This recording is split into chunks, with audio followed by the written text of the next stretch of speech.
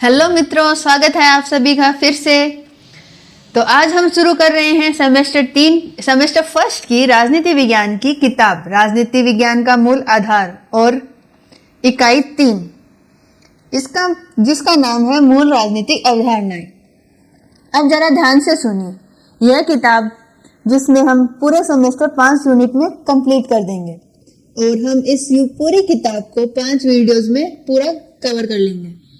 इससे पहले हमने आपके पूरे पाठ्यक्रम और यूनिट 1 और यूनिट 2 को पहले से ही पढ़ लिया है। अब अगर आपने वो वीडियोस नहीं देखी है तो पहले वो वीडियोस जरूर देख लें ताकि पूरा विषय आपको आसानी से समझ में आ जाए। यह सेमेस्टर फर्स्ट की प्रमुख पुस्तक है और इसी आधार पर आपकी पूरी परीक्षा की तैयारी करवाई जाएगी। और हाँ, परीक्षा से ठीक पहले आपके लिए एक मैराथन भी आएगी जिसमें पूरा पाठ्यक्रम आपको एक साथ दोहराया जाएगा। अब बात करते हैं इस यूनिट की। इस यूनिट में हम पढ़ेंगे कि राजनीति को कैसे समझा जा सकता है, शक्ति क्या है, सत्ता क्या है, वैधता किसे कहते हैं, अधिकार क्या होते हैं, स्वतंत्रता का क्या अर्थ है, समानता क्यों जरूरी है, न्याय कैसे स्थापित होता है और कानून की भूमिका क्या है। यानी इस यूनिट में हम ये सीखेंगे कि राजनीति व्यवस्था असल में कैसे काम करती है। तो यह यूनिट सिर्फ सिद्धांत नहीं बल्कि हमारे रोजमर्रा की जिंदगी से जुड़ी हुई है। तो अब हम इसी यूनिट से हम अपने विषय की शुरुआत करते हैं। तो चलिए अब शुरुआत करते हैं अपने पहले टॉपिक से। और आज इस स्लाइड में हम समझेंगे कि राजनीति व्यवस्था कैसे की समझ एक यात्रा के रूप में। राजनीति विज्ञान सिर्फ भाषाओं का विषय नहीं है बल्कि यह एक पूरी व्यवस्थित संरचना है। मतलब यह कि राजनीति को हम एक ही नजर में नहीं देखते बल्कि कदम दर कदम समझते हैं। सबसे पहले हम ये देखते हैं कि राजनीति को पढ़ने के तरीके क्या होते हैं, यानी राजनीति को किस दृष्टिकोण से समझा जाए, व्यवहार का आधार और मूल्यों के आधार पर।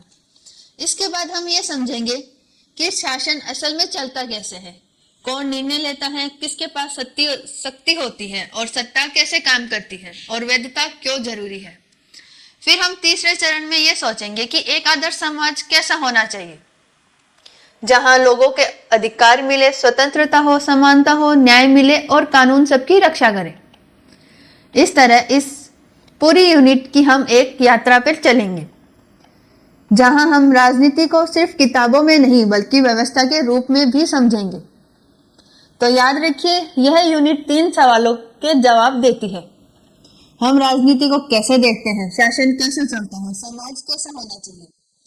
तो चलिए अपनी इस यात्रा को शुरू करते हैं और बढ़ते हैं अपने अगले टॉपिक की तरफ। अब ध्यान से सुनिए, व्यवहारवाद का क्या मतलब होता है। राजनीति को किताबों के सिद्धांत से नहीं बल्कि लोगों के असली व्यवहार से समझते हैं। यह दृष्टिकोण कहता है कि राजनीति को समझने के लिए यह देखना बहुत जरूरी है कि लोग असल जीवन में क्या करते हैं, जैसे लोग वोट क्यों देते हैं, किसी पार्टी को क्यों चुनते हैं, नेता कैसे फैसला लेते हैं और जनता सरकार को कैसे प्रभावित करती है। व्यवहारवाद इन्हीं बातों का अध्ययन करता है। इसमें कल्पना या राय पर नहीं बल्कि तथ्यों पर ध्यान दिया जाता है। इसके लिए सर्वे किए जाते हैं, प्रश्न पूछे जाते हैं, आंकड़े जुटाए जाते हैं और फिर उनका विश्लेषण किया जाता है। व्यवहारवाद कहता है कि राजनीति को विज्ञान की तरह पढ़ा जाना चाहिए, यानी यह नहीं देखना चाहिए कि क्या होना चाहिए बल्कि यह देखना कि वास्तव में क्या हो रहा है। अब इसे एक उदाहरण से समझते हैं। मान लीजिए किसी कॉलेज में छात्र संघ का चुनाव हो रहा है। अगर हम केवल नियम और संविधान पढ़े तो हमें यह पता चलेगा कि चुनाव कैसे होने चाहिए, लेकिन व्यवहारवाद कहता है कि यह देखो कि छात्र वास्तव में वोट क्यों दे रहे हैं। क्या वे दोस्ती के कारण वोट दे रहे हैं, क्या वे वादों के कारण वोट दे रहे हैं या किसी दबाव के कारण। यानी व्यवहार कागजी नियमों से ज्यादा असली व्यवहार को महत्व देता है। इसलिए व्यवहारवाद का मुख्य फोकस है मानव व्यवहार और इसका लक्ष्य है राजनीति को तथ्यों के आधार पर समझाना। इजी वे में कहे तो व्यवहारवाद राजनीति को लोगों के कामों के तरीकों से समझने की पद्धति है। अब आगे चलते हैं और देखते हैं कि व्यवहारवाद की सीमाएं सामने आई तो उत्तर व्यवहारवाद क्यों आया। और हाँ, एक बहुत जरूरी बात कि अगर आपको इस यूनिट के बेस्ट नोट्स, एमसीक्यूज और सारे टेस्ट सीरीज मॉडल पेपर चाहिए तो आप मित्राध्याय का ऐप डाउनलोड कर सकते हैं। इस ऐप का लिंक आपको वीडियो के डिस्क्रिप्शन और पिन कमेंट में मिल जाएगा। और अगर आप चाहो तो सीधे प्ले स्टोर पर जाकर मित्राध्याय सर्च करेंगे तो आपको ऐप मिल जाएगा। इस ऐप में हम आपको हिंदी और इंग्लिश दोनों लैंग्वेज में नोट्स मिलेंगे। मतलब जो क्लासेस आप यूट्यूब पे देख रहे हैं उनकी पीडीएफ भी आपको वहीं मिलेगी। और इसके अलावा हम आपको ऐसे नोट्स भी देंगे जो बिल्कुल परीक्षा में उत्तर लिखने वाली शैली में बने होंगे। और अभी तो रिपब्लिक डे का ऑफर भी चल रहा है। इस समय सेमेस्टर फर्स्ट का all in one combo pack offer मिल रहा है जो कि सिर्फ 149 रुपये में है। और अगर आपको सिर्फ एक ही विषय लेना है तो वह भी आपको एकदम कम प्राइस में मिल जाएगा। तो प्राइस बढ़े उससे पहले फटाफट को कोर्स ले लीजिए, क्योंकि यह आपके एग्जाम की तैयारी के लिए है, बहुत ज़्यादा काम आने वाला है। लिंक आपको वीडियो के डिस्क्रिप्शन और पिन कमेंट में मिल जाएगा। तो जल्दी से मित्राध्याय ऐप डाउनलोड करें और अपनी स्टडी को अलग लेवल पर लेके जाएं। तो अब अपन चलते हैं उत्तर व्यवहारवाद की तरफ। उत्तर व्यवहारवाद के बाद आने वाले दृष्टिकोण हैं। यह कहता है कि केवल तथ्य इकट्ठे करना और आंकड़े देखना काफी नहीं, राजनीति विज्ञान को समाज की समस्याओं को भी जोड़ना चाहिए। व्यवहारवाद यह देखता है कि लोग कैसे व्यवहार करते हैं, लेकिन उत्तर व्यवहारवाद यह पूछता है कि इस व्यवहार से समाज को क्या फायदा और क्या नुकसान हो रहा है। यानी अब सवाल यह नहीं है कि क्या हो रहा है, बल्कि सवाल यह है कि क्या सही हो रहा है। उत्तर व्यवहारवाद कहता है कि राजनीति विज्ञान केवल क्लासरूम का विषय नहीं, बल्कि समाज को सुधारने का एक साधन होना चाहिए। इसलिए यह दृष्टिकोण कहता है कि शोध का उद्देश्य सिर्फ ज्ञान पाना नहीं, बल्कि समस्या का समाधान करना होना चाहिए। अब इसे एक उदाहरण से समझते हैं। मान लीजिए किसी शहर में गरीबी बढ़ रही है। व्यवहारवादी तरीका यह देखेगा कि कितने लोग गरीब हैं, उनकी आय क्या है और वे कैसे जी रहे हैं। लेकिन उत्तर व्यवहारवाद यह पूछेगा कि गरीबी क्यों बढ़ रही है और इसे कैसे कम किया जा सकता है। यानी उत्तर व्यवहारवाद तथ्यों के साथ साथ मूल्यों पर भी ध्यान देता है। यह कहता है कि राजनीति विज्ञान को मानव कल्याण से जोड़ना चाहिए। इसलिए यह दृष्टिकोण कर्म पर जोर देता है। मतलब सिर्फ समझना नहीं, बल्कि कुछ करना भी जरूरी है। सरल शब्दों में कहे तो उत्तर व्यवहारवाद राजनीति को समाज की समस्याओं के समाधान से जोड़ने वाली पद्धति है। अब समझते हैं व्यवहारवाद और उत्तर व्यवहारवाद के बीच का डिफरेंस। व्यवहारवाद कहता है कि राजनीति को तथ्यों के आधार पर समझना चाहिए, यानी लोग क्या कर रहे हैं, कैसे व्यवहार कर रहे हैं, किसे वोट दे रहे हैं, इन सबको देखकर निष्कर्ष निकालना चाहिए। इसमें आंकड़ों पर जोर देता है और सर्वे पर जोर होता है और मापन पर। व्यवहारवाद यह नहीं पूछता कि क्या सही या क्या गलत है, वह केवल ये देखता है कि क्या हो रहा है। अब उत्तर व्यवहारवाद को देखिए। उत्तर व्यवहारवाद कहता है कि केवल यह जान लेना ही कि क्या हो रहा है काफी नहीं, हमें यह भी देखना चाहिए कि समाज को इससे क्या असर पड़ रहा है। यानी अब सवाल बनता है कि क्या हो रहा है और क्या सही हो रहा है। उत्तर व्यवहारवाद तथ्यों के साथ साथ मूल्यों को भी महत्व देता है। यह कहता है कि राजनीति विज्ञान को समाज की समस्याओं से जोड़ना चाहिए और सिर्फ अध्ययन नहीं, बल्कि समाधान की दिशा पर काम करना चाहिए। अब इसे एक और उदाहरण से समझते हैं। मान लीजिए किसी क्षेत्र में बहुत कम लोग वोट डालने जाते हैं।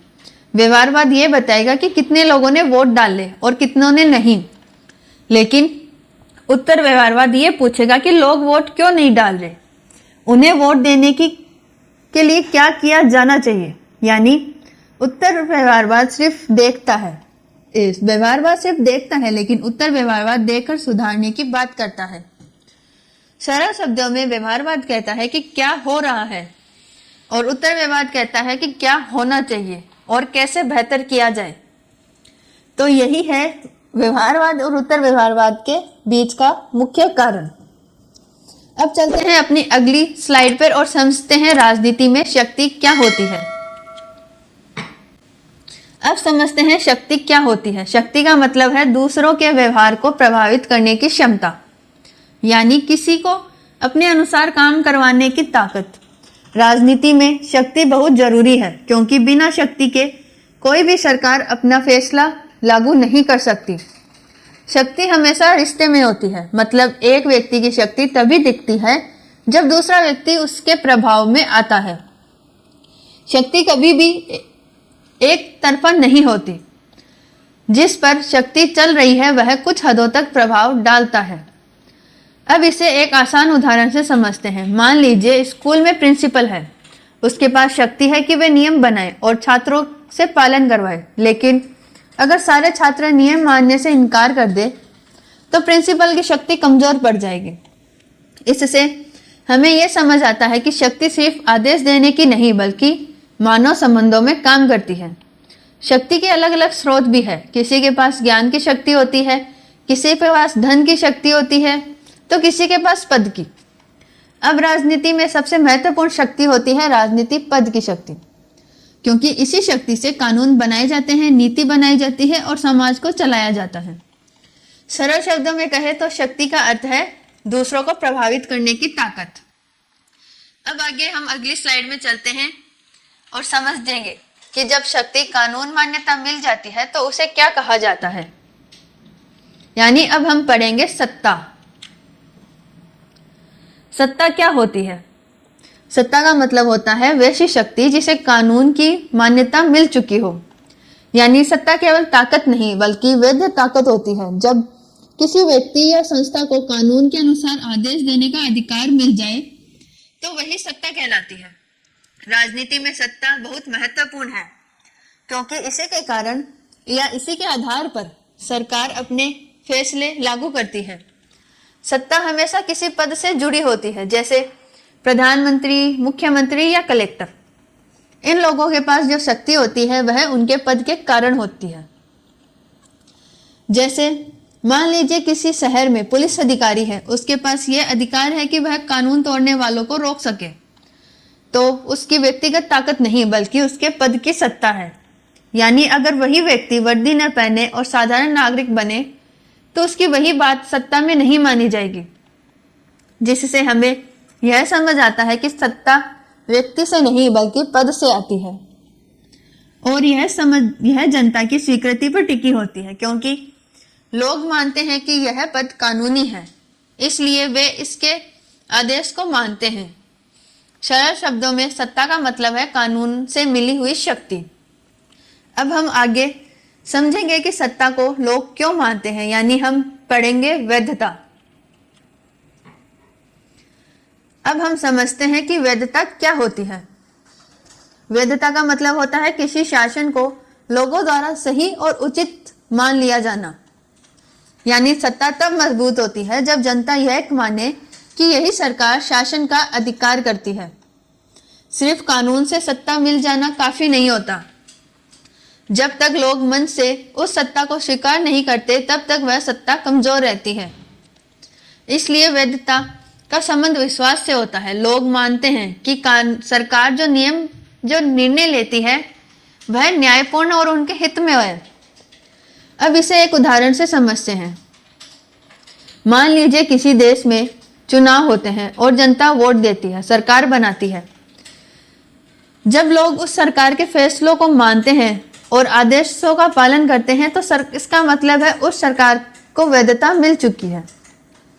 लेकिन अगर लोग सरकार को गलत मानने लगे और उसके आदेशों का इनकार कर दे तो समझिए उस सरकार की वैधता कमजोर हो गई। इससे हमें यह पता चलता है कि वैधता डर से नहीं भरोसे से आती है और वैधता के बिना सत्ता लंबे समय तक नहीं टिक सकती। सरल शब्दों में कहे तो वैधता का मतलब यह होता है कि सत्ता को लोगों की स्वीकृति मिलना। अब हम आगे यह समझेंगे कि शक्ति, सत्ता और वैधता आपस में कैसे जुड़ी है। अब हम समझते हैं कि शक्ति, सत्ता और वैधता आपस में कैसे जुड़ी हुई है। शक्ति का मतलब होता है दूसरों को प्रभावित करने की क्षमता और सत्ता का मतलब होता है वही शक्ति जिसे कानून की मान्यता मिल चुकी हो और वैधता का मतलब होता है उस सत्ता को लोगों का सही और उचित मान लेना। यानी शक्ति साधन है, सत्ता उस साधन का कानूनी रूप और वैधता उसी कानूनी रूप की नैतिक स्वीकृति। अब इसे एक आसान तरीके से समझते हैं। मान लीजिए किसी देश में सरकार है, उसके पास पुलिस और प्रशासन है और उसकी शक्ति है। उसी सरकार को संविधान ने राज्य चलाने का अधिकार दिया है, यह उसकी सत्ता है और जनता उस सरकार को मानती है, उसके कानूनों का पालन करती है, यह उसकी वैधता है। अगर सरकार के पास सिर्फ शक्ति हो लेकिन जनता का समर्थन न हो तो वह शासन डर के बल पर चलेगा और ज्यादा समय तक नहीं टिक पाएगा। अगर सत्ता हो तो लेकिन शक्ति न हो तो कानून होते हुए भी उन्हें लागू नहीं किया जा सकता, और अगर वैधता न हो तो सत्ता कमजोर हो जाएगी और लोग आदेश मानना छोड़ देंगे। इसलिए अच्छी और स्थायी राजनीति व्यवस्था वही होती है जहां शक्ति भी हो, सत्ता भी हो और वैधता भी। शक्ति काम कराने में मदद करती है, सत्ता अधिकार देती है और वैधता लोगों को विश्वास दिलाती है। सरल शब्दों में कहे तो शक्ति के बिना वैधता डर बन जाती है, सत्ता बिना शक्ति कमजोर बन जाती है और वैधता के बिना शासन टिक नहीं पाता। तो यही है शक्ति, सत्ता और वैधता का असली आपस में संबंध। अब हम आगे समझेंगे कि राजनीति में अधिकार क्या होते हैं। कानून क्या होता है? कानून का मतलब है राज्य द्वारा बनाए गए वे नियम जिनका पालन हर नागरिक को करना ही होता है। यानी कानून सिर्फ सलाह नहीं बल्कि अनिवार्य नियम होता है। कानून का मुख्य काम है समाज को व्यवस्था बनाए रखना। अगर कानून न हो तो हर व्यक्ति अपनी मर्जी से काम करेगा और समाज में अराजकता फैल जाएगी। इसलिए कानून यह तय करता है कि क्या करना सही है और क्या करना गलत।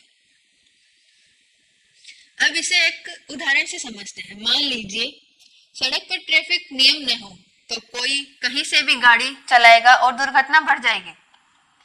लेकिन जब कानून कहता है कि लाल बत्ती पर रुकना, हरी बत्ती पर चलना, तो सब लोग एक नियम में बंध जाते हैं। इससे सड़क पर व्यवस्था बनी रहती है। इसी तरह राज्य भी कानून बनाता है ताकि लोगों के अधिकार सुरक्षित रहे और अपराध रोके जा सके। कानून सभी पर समान रूप से लागू होते हैं, चाहे वह आम हो या कोई बड़ा अधिकारी। अगर कानून तोड़ा जाए तो दंड मिल जाएगा। इससे लोग कानून मानने को मजबूर हो जाते हैं और समाज में अनुशासन बना रहता है। सरल शब्दों में कहे तो कानून का मतलब है राज्य को बनाना अनिवार्य नियम जो समाज में व्यवस्था और न्याय बनाए रखने की जरूरी होता है। अब आगे हम समझेंगे कि राजनीति का अधिकार क्या होता है। अब हम समझते हैं कि अधिकार क्या होते हैं। अधिकार का मतलब है व्यक्ति को मिलने वाली वे सुरक्षाएं जिनके बिना उनका जीवन सही तरह से नहीं चल सकता। यानी अधिकार मनमानी नहीं बल्कि समाज द्वारा मान्य दावे होते हैं। राज्य इन अधिकारों को कानून के माध्यम से सुरक्षित करता है ताकि हर व्यक्ति सम्मान के साथ जी सके। अधिकारों का मुख्य उद्देश्य होता है व्यक्ति के व्यक्तित्व का विकास। अगर किसी को बोलने की आजादी न दी तो वह अपने विचार नहीं रख पाएगा। अगर शिक्षा का अधिकार न दिया तो वह आगे नहीं बढ़ पाएगा। इसके अधिकार व्यक्ति के जीवन इसलिए बहुत महत्वपूर्ण है। अब इसे एक उदाहरण के द्वारा समझते हैं। मान लीजिए एक छात्र है, उसे पढ़ने का अधिकार भी है। इसका मतलब यह है कि राज्य उसके लिए स्कूल और कॉलेज उपलब्ध करवाएगा और कोई भी उसे पढ़ने से नहीं रोक सकता। अधिकार अकेले नहीं होते, उनके साथ कर्तव्य भी जुड़े होते हैं। अगर हमें बोलने का अधिकार है तो दूसरों का अपमान करने का अधिकार हमें नहीं है, ये हमारा कर्तव्य है। इससे हमें यह समझ आता है कि अधिकार और कर्तव्य एक दूसरे से जुड़े हुए हैं। सरल शब्दों में कहें तो अधिकार का मतलब है सम्मान के साथ जीना। और अब हम अगली स्लाइड में देखेंगे कि स्वतंत्रता क्या होती है। स्वतंत्रता का मतलब होता है व्यक्ति को अपने जीवन के फैसले खुद लेने की आजादी। यानी बिना किसी वजह के रोक और बिना किसी डर के अपने विचार और अपने काम का क्षमता। लेकिन ध्यान रखना, स्वतंत्रता का मतलब मनमानी नहीं होता। स्वतंत्रता का मतलब होता है कानून के अंदर रहकर अपनी बात रखना और अपना काम करना। अगर कोई व्यक्ति चाहे वह करने लगे या दूसरों को नुकसान पहुंचाए तो वह उसकी स्वतंत्रता नहीं, अराजकता होगी। इसलिए स्वतंत्रता हमेशा नियमों और जिम्मेदारियों के साथ जुड़ी होती है। अब इसे एक उदाहरण के लिए समझते हैं। जैसे एक छात्र है, उसे यह स्वतंत्रता है कि वह अपना विषय चुन सके, अपने विचार रख सके, अपने पसंद से भविष्य बना सके। लेकिन उसे यह स्वतंत्रता नहीं कि वह क्लास में शोर करे या दूसरों की पढ़ाई बिगाड़ दे। इससे हमें यह समझ आता है कि स्वतंत्रता और अनुशासन एक साथ चलते हैं। राजनीति में स्वतंत्रता का मतलब है लोगों को बोलने की आजादी, लिखने की आजादी और अपनी राय रखने की आजादी, ताकि सरकार गलत हो तो लोग उसके खिलाफ आवाज उठा सके। इससे लोकतंत्र मजबूत होता है। सरल शब्दों में कहे तो स्वतंत्रता का मतलब होता है जिम्मेदारियों के साथ आजादी। अब चलते हैं अपनी अगली स्लाइड में और देखते हैं समानता क्या होती है। तो अब समझते हैं समानता क्या होती है। समानता का मतलब होता है समाज में सभी लोगों के साथ एक जैसा व्यवहार होना, यानी किसी के साथ धर्म, जाति, लिंग या धन के अभाव पर भेदभाव न करना। समानता यह नहीं कहती कि लोग एक दूसरे जैसे बने, बल्कि ये कहती है कि सबको आगे बढ़ने का समान अवसर मिले। जैसे एक स्कूल है, अगर वहां अमीर छात्रों को अच्छी सुविधा मिले और गरीब को कम सुविधा मिले तो यह असमानता हुई। लेकिन अगर दोनों को एक जैसा शिक्षक, एक जैसी किताबें और एक जैसी परीक्षा मिले तो वह समानता होगी। राजनीति में समानता का मतलब कानून के समान सब बराबर हो, चाहे वह आम आदमी हो या कोई बड़ा नेता, सभी पर एक ही कानून लागू हो। समानता का उद्देश्य है समाज में अन्याय और भेदभाव को हटाना, ताकि हर व्यक्ति सम्मान के साथ जी सके। सरल शब्दों में कहे तो समानता का मतलब है सबके लिए समान अवसर और समान अधिकार मिले। तो चलते हैं अपनी अगली स्लाइड में और देखते हैं कि न्याय क्या होता है। अब समझते हैं कि न्याय क्या होता है। न्याय का मतलब होता है समाज में हर व्यक्ति को उसका हक मिलना, यानी किसी के साथ न तो अन्याय हो और न ही कोई पक्षपात।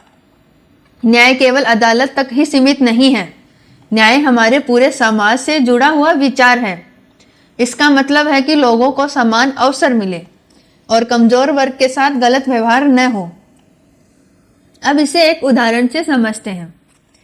मान लीजिए दो छात्र हैं, एक अमीर परिवार से है, दूसरा गरीब परिवार से। अगर दोनों को एक जैसी शिक्षा और एक जैसी परीक्षा का मौका मिले तो यह न्याय होगा। लेकिन अगर गरीब छात्र को अवसर न मिले और अमीर छात्रों को सब कुछ मिल जाए तो वह अन्याय ही होगा। राजनीति में न्याय का मतलब है कानून सबके लिए एक जैसा हो और संस्थानों का वितरण न्यायपूर्ण हो, ताकि कोई भी व्यक्ति भूखा न रहे, जीने के लिए आवश्यकताएं उसे मिल सके। इसलिए न्याय का संबंध स्वतंत्रता और समानता दोनों में है। सरल शब्दों में कहे तो न्याय का मतलब है सही और गलत को गलत कहना और हर व्यक्ति को उसका उचित अधिकार देना। तो अब हम बढ़ते हैं अगली स्लाइड में और देखते हैं कानून और न्याय आपस में क्यों जुड़ा हुआ है।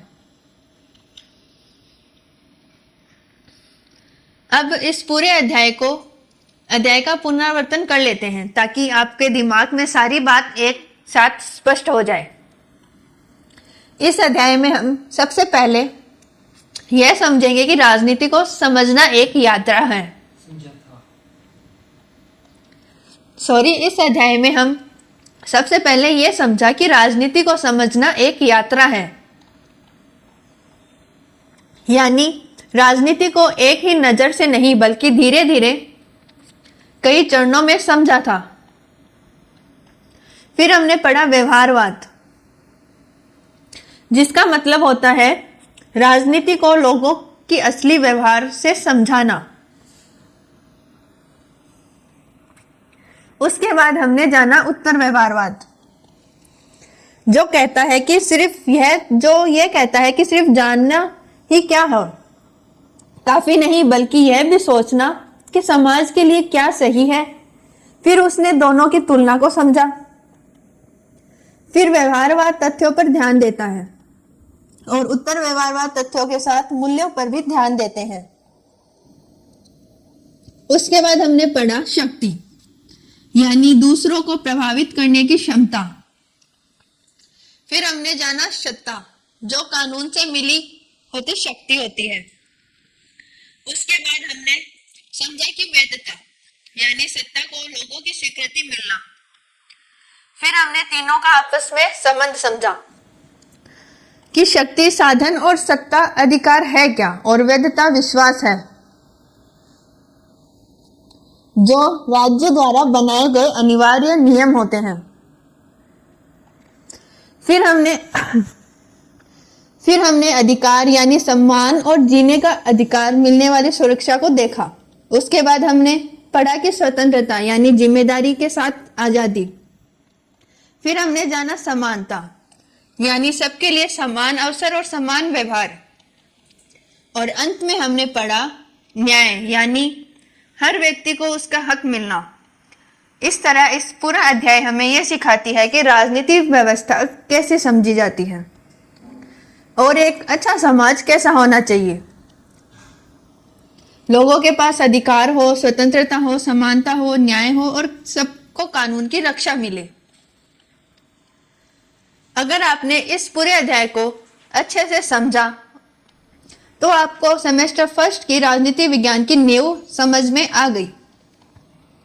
तो अब हम इसकी पुनरावृत्ति जरूर करिएगा और अगली क्लास में हम मिलेंगे, नए अध्याय के साथ मिलते हैं।